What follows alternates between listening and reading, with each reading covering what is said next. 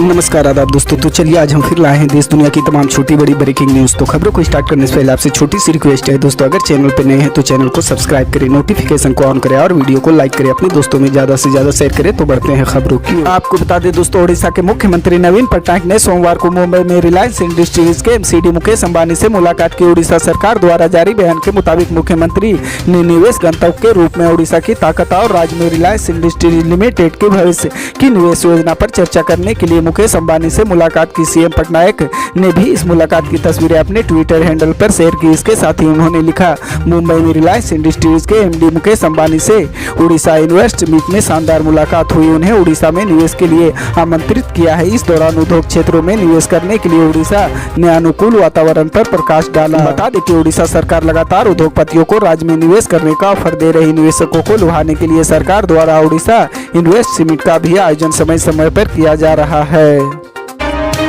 CBSE board की ओर से कक्षा 10वीं और 12वीं की परीक्षाएं शुरू हो चुके हैं। ऐसे में CBSE बोर्ड ने पेपर लीक को लेकर अहम जानकारी साझा की है। CBSE बोर्ड की परीक्षाओं के बारे में अफवाह और फर्जी सूचनाओं के खिलाफ बोर्ड ने आगाह करते हुए कहा कि छात्र किसी भी तरह के फेक न्यूज पर भरोसा न करें। बोर्ड ने बताया कि सोशल मीडिया पर कई असामाजिक तत्व बोर्ड परीक्षा अफवाह फैल रहे हैं। बता दें कि केंद्रीय माध्यमिक शिक्षा बोर्ड ने CBSE प्रश्न पत्र लीक होने की अफवाह फैलाने वाले छात्र और अन्य लोगों के खिलाफ कार्रवाई की चेतावनी दी है। CBSE बोर्ड ने कहा कि हमारे ध्यान में आया है कि यूट्यूब, फेसबुक, ट्विटर और अन्य सोशल मीडिया पर फर्जी खबरें फैलाई जा रही है कि 2023 का प्रश्न पत्र लीक हो गया है या हमारे पास 10वीं और 12वीं के प्रश्न पत्र हैं। इससे पहले भी CBSE की तरफ से CBSE सपोर्ट SP को फर्जी वेबसाइट के तौर पर पहचाना गया है। बोर्ड ने कहा कि छात्र किसी भी जानकारी के लिए इस वेबसाइट का प्रयोग न करके CBSE Gov.in का प्रयोग करें। दिल्ली के डिप्टी CM मनीष सिसोदिया को CBI ने दिल्ली आबकारी नीति घोटाला मामले में गिरफ्तार किया। शराब घोटाले के सिलसिले में 8 घंटे की पूछताछ के बाद CBI ने सिसोदिया को गिरफ्तार किया गया। मनीष सिसोदिया की गिरफ्तारी के विरोध में आज शाम आम आदमी पार्टी देशव्यापी स्तर पर प्रदर्शन कर रही। वहीं आम आदमी पार्टी इस पूरे वाकये को लेकर केंद्र सरकार पर हमलावर है। राउज एवेन्यू कोर्ट ने मनीष सिसोदिया को 5 दिन की रिमांड पर भेज दिया। अब सिसोदिया 4 मार्च तक CBI की रिमांड पर रहेंगे। CBI की टीम ने कोर्ट में कहा था कि आबकारी घोटाले में अभी सिसोदिया से पूछताछ कर और इस मामले में डिटेल जानकारी चाहिए। इन सब के लिए उन्हें 5 दिन की रिमांड चाहिए और फैसला भी उन्हीं के पक्ष में आया। सिसोदिया को हिरासत में लिए जाने के विरोध में आप सांसद संजय सिंह ने केंद्र सरकार पर हमला बोलते हुए कहा कि मोदी सरकार अदानी की नौकरी कर रही है। यूपी के प्रयागराज में शुक्रवार को राजूपाल हत्याकांड के मुख्य गवाह उमेश पाल की हत्या कर दी गई थी। पुलिस इस वारदात को अंजाम देने वाले हमलावरों की तलाश कर रही। मामले में अब तक क्या कार्रवाई हुई, इसको लेकर ADG law and order Prashant Kumar और प्रयागराज पुलिस कमिश्नर रमेश शर्मा ने जानकारी दी है। ADG ने कहा कि इस हत्याकांड ने पूरे देश को दहला दिया था। सरकार की तरफ से विधानसभा के पटल पर सभी आरोपियों के खिलाफ सख्त कार्रवाई के निर्देश दिए गए थे। इसी क्रम में आज प्रयागराज के मध्य थाना क्षेत्र में मुठभेड़ हुई। इसमें आरोपी अरवाज को गोली लगी। इसके पास से 32 बोर की पिस्टल बरामद हुई है। ADG ने कहा कि इस मामले में 7 आरोपियों पर घोषित कर दिया गया है। अगर कोई व्यक्ति इनके संबंध में जानकारी देता है तो इसे इनाम दिया जाएगा।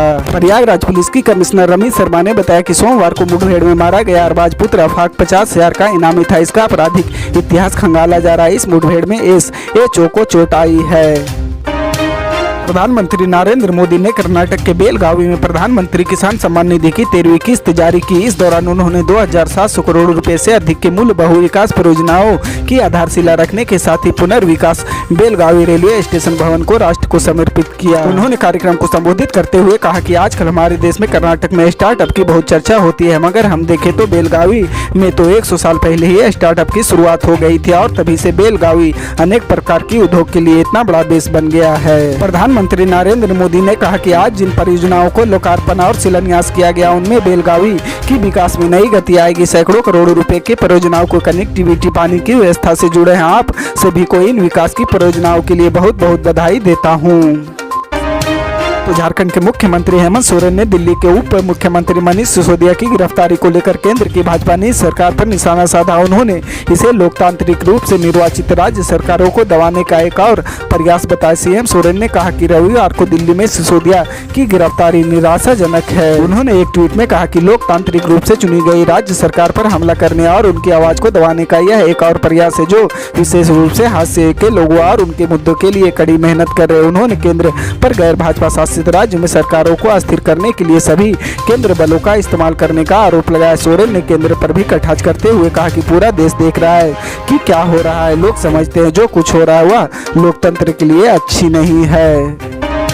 महाराष्ट्र के पूर्व मुख्यमंत्री उद्धव ठाकरे के खास सिपा सलाहकार और राज्यसभा सांसद संजय राउत ने चुनाव आयोग पर जोरदार हमला बोला। संजय राउत ने देश की अदालतों की धीमी कार्य प्रणाली और चुनाव आयोग के रवैये पर निशाना साधा। शिवसेना मुखपत्र सामना में लिखे एक लेख के जरिए संजय राउत ने जंगल वाला किस्सा सुनाया। इसमें उन्होंने बताया कि भारतीय न्यायपालिका किस तरह से काम कर रही, साथ ही चुनाव आयोग के फैसले पर भी ऐतराज जताया। दरअसल चुनाव आयोग ने बीते दिनों एकनाथ शिंदे गुट को असली शिवसेना की मान्यता देते हुए उसे चुनाव निशान तीर धनुष आवंटित करने का आदेश दिया था। शिवसेना का विवाद सुप्रीम कोर्ट में चल रहा है। इस बीच संजय राउत ने सामना में लिखे लेख में कहा कि चुनाव आयोग के फैसले के खिलाफ शिवसेना सुप्रीम कोर्ट में न्याय की गुहार लगाई है, क्योंकि असली शिवसेना हमारी है। सुप्रीम कोर्ट में यह उद्धव ठाकरे को सिद्ध करना पड़ रहा है जो कि महाराष्ट्र और न्याय व्यवस्था का दुर्भाग्य। अब कोर्ट में क्या होगा, इसके जरिए एक कहानी याद आ रही है जो कि इस तरह से है।